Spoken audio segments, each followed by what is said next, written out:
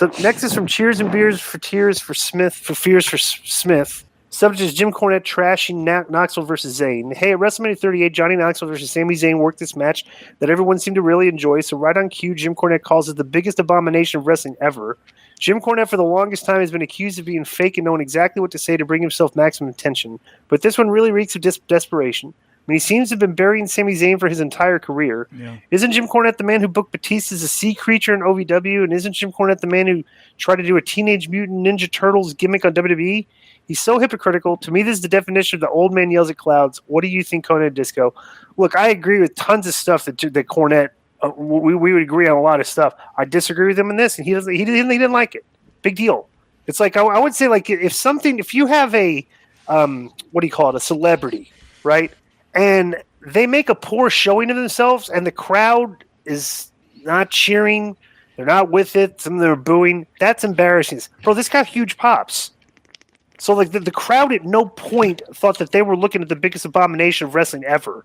And there were 70-something thousand people there. So it's like I would think he's kind of wrong on this based on the reactions of nearly everybody but him. Here's, I think, where Jim Cornette gets it wrong.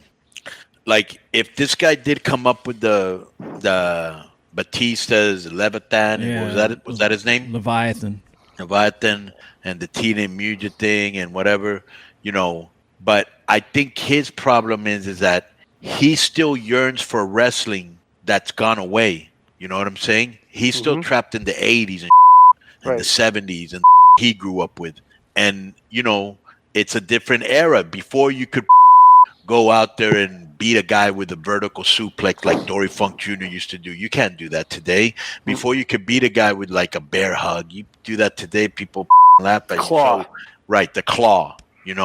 So I mean, before people would sit down and watch a technical wrestling match for an hour and not give a damn, they don't have that attention span. So you're trying to hold on to something that doesn't exist anymore. It's just a different fan base, and those rabid fans you would see in World Class and in Mexico and in Georgia and the UWF.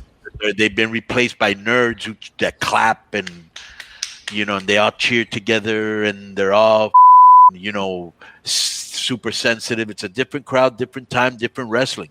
And I think that might be the problem because, like you said, the people were popping for everything Knoxville and the guy did. What did you expect in a match with a guy from Jackass? Yeah.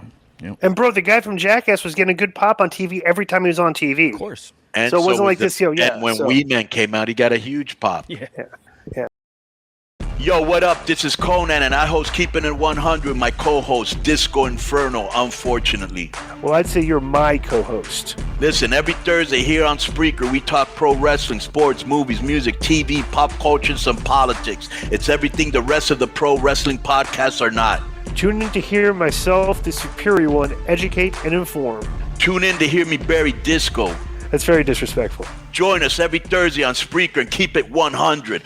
Boom!